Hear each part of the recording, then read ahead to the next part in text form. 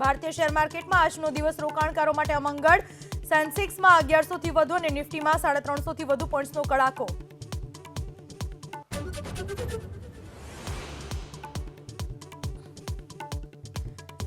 જૂનાગઢના ભવનાથ આશ્રમના ઇન્દ્રભારતી બાપુની મહાકુંભમાં લથડી તબિયત. બાપુ હાલ સારવાર હેઠળ.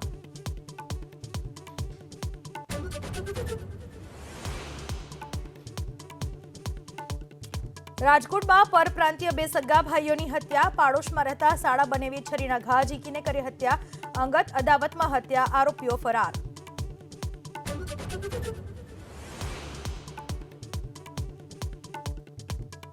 ટીઆરપી ગેમ ઝોનના 3 આરોપીઓને હાઈકોર્ટે જામીન આપતા રાજકોટ પોલીસ જશે સુપ્રીમ કોર્ટમાં. ગૃહ વિભાગની મંજૂરી મળતા પોલીસને સુપ્રીમ કોર્ટમાં જવાની તૈયારી શરૂ.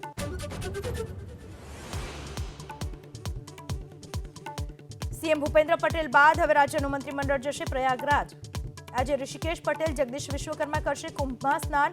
આવતીકાલે બળવંતસિંહ, ભાનુબેન તો 14મી તારીખે હર્ષ સંઘવી જશે મહાકુંભ.